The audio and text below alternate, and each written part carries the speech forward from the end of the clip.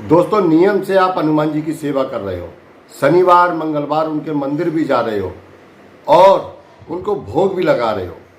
आप हनुमान चालीसा का पाठ भी कर रहे होंगे, हो सकता है आप बजरंग बाण का पाठ कर रहे हो, हनुमान अष्टक का पाठ कर रहे हो या किसी और मंत्र का आप जाप कर रहे हो, लेकिन काम नहीं बन रहा है। तो सोचा कमी कहाँ पे है? दोस्तों, कई बार हम लगातार किसी भी भगवान की हम लगातार पूरे मन से सेवा कर रहे होते हैं, लेकिन कई बार छोटी छोटी चूक ऐसी हो जाती हैं कि वो जो हमें 100% रिजल्ट मिलना चाहिए वो हमारा 10 या 15 या 20-25% रह जाता है। आखिर ऐसी हम कौन सी गलतियां कर देते हैं? तो देखिए दोस्तों, सबसे पहले तो 2 बातें हमें ध्यान में रखनी चाहिए।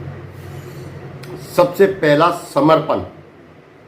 हम किसी भी देवता की पूजा अर्चना या कोई साधना कर रहे हैं, किसी मंत्र का जाप कर रहे हैं, तो हमारे मन में एकदम समर्पण होना चाहिए।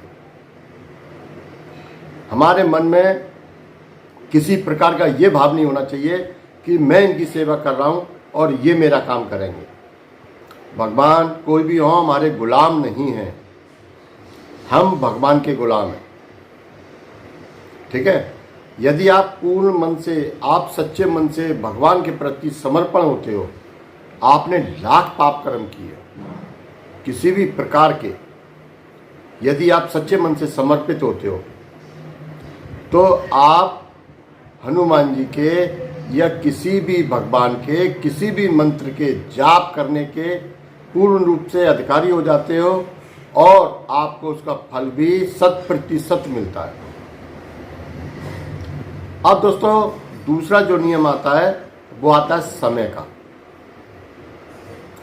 कई बार हम भगवान का जाप तो कर रहे हैं, लेकिन हमारे मन में समय को लेकर, यदि ब्रह्म मुहूर्त किया है हमने तो सुबह ब्रह्म मुहूर्त में हम कभी 4:30 बजे, कभी 5 बजे, कभी 3:30 बजे, एक नियम समय नहीं रहता। या रात को किया है तो कभी 9 बजे, कभी 10 बजे और कभी कभी छुट्टी। तो देखिए, इस प्रकार कोई भी भगवान, देवी, देवता, योगिनी, यक्ष कभी भी कोई भी प्रसन्न नहीं होगा। भगवान तो छोड़िए, उनके दूत भी कभी आपकी सेवा को स्वीकार नहीं करेंगे। तो दूसरा नंबर आता है हमारा समय का। हमें समय बिल्कुल एक जैसा, 2-4-5 मिनट आगे पीछे हो जाए बात जुदा है, लेकिन समय हमें चाहिए कि एक नियत समय होना चाहिए। जब हम एक नियम से एक समय पर करते हैं तो वो भगवान उम्मीद कर रहे होते हैं और उस स्थान पर आकर हमारा इंतजार कर रहे होते हैं जिनकी हम सेवा कर रहे हैं। दोस्तों, तो 2 बातें गांठ बांध लीजिए, समर्पण और समय। अब उसके बाद आता है भोग। कई बार भोग हम सुनाया देते हैं। जैसे कि मैं उदाहरण दूंगा हनुमान जी का। ज़्यादातर मैंने भक्त देखे हैं, हनुमान जी के मंदिरों में भी जाता हूँ मैं जब भी, तो उनको बूंदी के लड्डू या बूंदी सबसे ज़्यादा हनुमान जी को अर्पण की जाती है। लेकिन दोस्तों, मैं हर बार हर वीडियो में बताता हूँ कि हनुमान जी को सबसे ज़्यादा जो प्रिय है वो है गुड़ चना। अब अगर आप उसके बाद हमारी मनोकामना कैसी है, हम किस कार्य हेतु उनका पूजन कर रहे हैं, उनकी सेवा कर रहे हैं, उनके मंत्र का जाप कर रहे हैं, सभी देवी देवताओं की अलग अलग होती है। अब जैसे कि एक उदाहरण देता हूँ मैं आपको कि किसी के घर में ब्याह शादी हो रही है या आपको किसी से कोई काम है, आपने उसे अपने घर पर दावत के लिए बुलाया, भाई मेरा बड़ा काम अटका पड़ा है दावत के लिए, और उसके सामने आपने रोटी या सब्जी या दाल चावल रख दिए, लेकिन वहीं थोड़े से हम पकवान, थोड़ा सा मिष्ठान कुछ रखते हैं, अच्छा, तो वो प्रसन्न होगा, वो कहेगा कि भाई इसने दावत अच्छी करी है, इसका काम होना चाहिए। दोस्तों, मेरे शब्द कुछ इधर उधर हो सकते हैं, हो सकता है कि आपको समझ में ना आए मेरे शब्द, लेकिन ये सत्य बात है।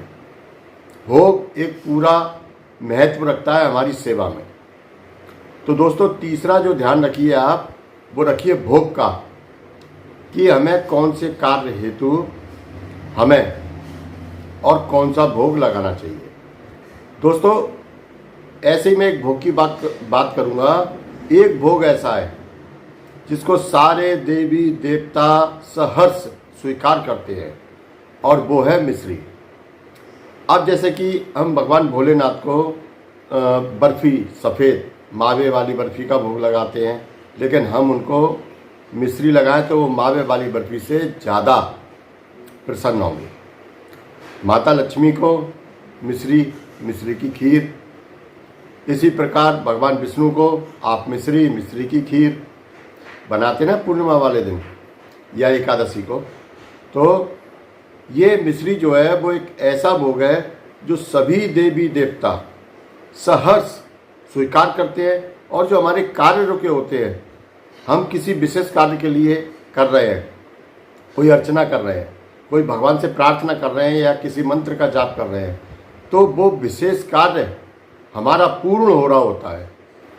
तो दोस्तों, बहुत छोटी छोटी बातें मैंने आज आपको बताई हैं। हो सकता है किसी को मेरी वीडियो अर्थहीन लगी हो, लेकिन इन बातों को आप ध्यान तो रखिए, आप प्रयास तो कीजिए। सबसे पहले समर्पण, मन में समर्पण होना चाहिए। आप कहीं भी हों, लेकिन समय से आपको आना हो। तो जब आप कहीं भी हैं फिर आपको आना है, तो आपका समर्पण है, और समय से कर रहे हैं तो आप समय का ध्यान रख रहे हैं। तब वो भगवान भी इंतजार कर रहे होते हैं, वो देख रहे होते हैं, हमारे मन की भावना देख रहे होते हैं कि यार ये मेरा सेवक सच्चा है, ये सेवक अच्छा है, और मुझे इसके कार्य पूर्ण करने चाहिए। उसके बाद दोस्तों होता है भोग।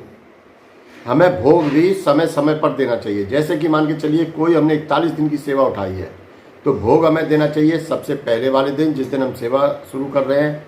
फिर हमें भोग देने चाहिए, बीच में नहीं, फिर हमें भोग देने चाहिए जो उनका विशेष दिन होता है। जैसे कि भगवान भोलेनाथ का सोमवार, बजरंगबली का मंगलवार, भगवान विष्णु का गुरुवार, शनि महाराज का। तो उस दिन हमें उन्हें स्पेशली भोग देना चाहिए। एक छोटी सी कंडिया पे जला के, अग्यारी जला के उस दिन भोग देना चाहिए, और हो सके पॉसिबल है तो उनके मंदिर भी हम जाना चाहिए।